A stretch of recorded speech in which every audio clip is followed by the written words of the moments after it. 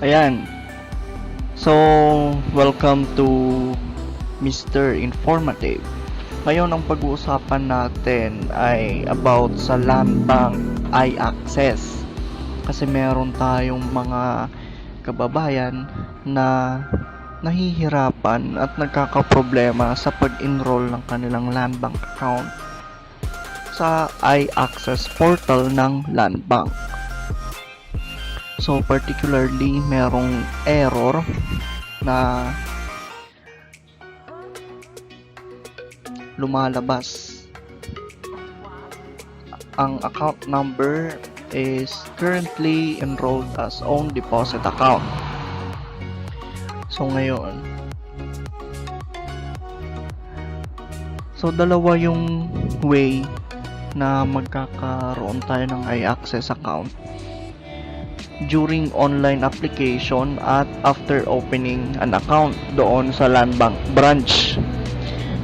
Kung matatandaan ninyo, bago tayo pumunta sa bangko ay mag-a-apply muna tayo online para sa account sa land bank, at meron doon sa last part tatanungin tayo about doon sa iAccess, kung ano yung iAccess ID na gusto natin, kung ano yung iAccess password, at kung ano yung mga security questions na pipiliin natin. At yung pangalawa ay after opening an account sa online application, merong option doon na hindi lang muna gagawa ng iAccess account, pero after mong mag-open sa bangko ay pwede mong gawan ito sa portal ng iAccess. So, how to register to iAccess? Step 1, open the land bank iAccess website. Step 2, accept the terms and conditions. Step 3, enter your LBP iAccess account or information. Ito na yung ilalagay natin, kung ano yung account number natin, yung name, yung email, yung mobile number natin, lahat-lahat na, pati yung security question. Step 4, review your information. And step 5, wait for the activation email. So ganito ang nangyayari. Dito nagkakaproblema sa activation email. Kaya lumalabas yung error na account is currently registered to a deposit account. Ang problema, walang dumadating na activation email. So normally, dumadating yan after mo aprubahan yung account mo doon sa mismong land bank branch. So yon, binigyan ka na ng ATM, dapat meron ng activation email na darating sa email address na nilagay mo doon, at para ma-activate na yung iAccess account mo. So bago kayo magpatuloy, hintayin nyo muna mga 2 to 3 days, 2 to 3 business days para sa activation email nyo. Pero kung more than 3 days na, magpatuloy kayo sa video na to at sundan nyo yung mga steps, kasi ganun din yung nangyari sa akin. And kailangan talaga mag-request ka ng panibagong activation email. Ang mangyayari kasi yan, kung walang activation email, tapos mag-re-register ka ulit, yun na yung lalabas doon sa error page mo, doon sa iAccess page mo, na account is in deposit account, ganon.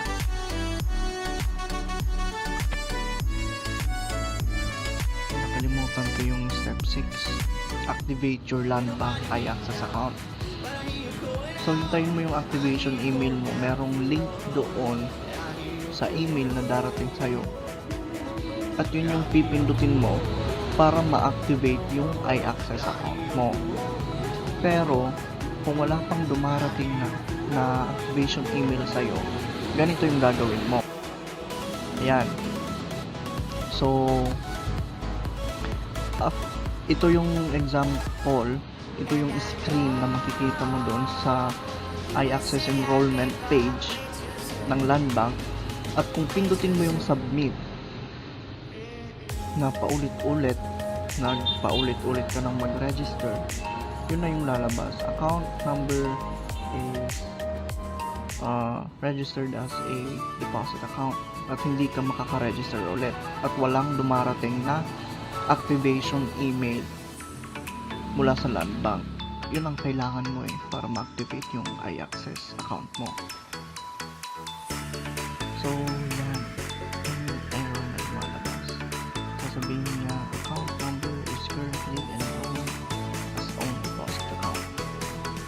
So, ang mong gagawin, step 1 is to go to www.lbpiaccess.com/register/activate. So, itong link na to ilalagay ko sa description box at yun ang pipindutin nyo para ma-activate yung iAccess account nyo. So, pag punta mo doon, input iAccess ID during the application. Ilalagay mo dyan sa naka box na red. Dyan mo ilalagay yung iAccess ID mo na ginamit mo doon sa online application mo. Susunod, merong darating na email galing sa LBPI Access na Land Bank.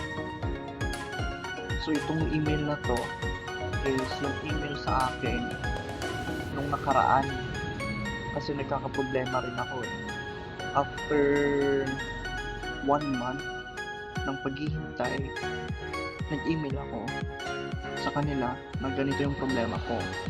So, ito yung sinabi nilang gawin ko. So, ayan. Itong naka-box na red, yan yung activation code mo. At dito sa box ng activation code. So, sasubmit mo yan ngayon at makakatanggap ka ng email mula sa Land Bank na activated na ang mobile and internet banking account mo, which is yung iAccess. So, ganun lang kasimple. Pupunta ka doon sa website, ilalagay mo yung iAccess ID mo, tapos pindutin mo yung send activation code, tapos may matatanggap kang email at i-copy paste lang yung code na sinend nila sa email mo at ilalagay mo doon sa website, and then i-confirm mo na, tapos maghihintay ka lang mga ilang segundo or minuto lang, darating na yung email na nagko-confirm na activated na yung mobile and internet banking account nyo. So, yun lang. Maraming salamat. Baka nag-aalangan kayo na gamitin yung link na baka pang-hack o gano'n. Wala pong gano'n. Kahit i-check pa po ninyo doon yung website, talagang website ng Land Bank.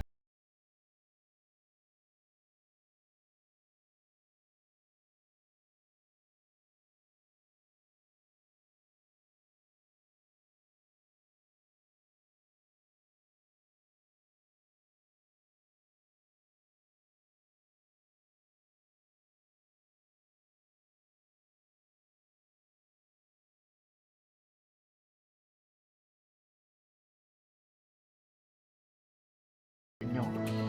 At kahina-hinala, huwag po kayong maglalagay ng yung mga information So makikita naman po ninyo yan kung secured yung website ay may padlock doon sa gilid niya. Okay? So huwag pong kalilimutan na mag-like at subscribe sa aking YouTube channel kung nagustuhan ninyo ang aking tutorial na ito. Maraming salamat.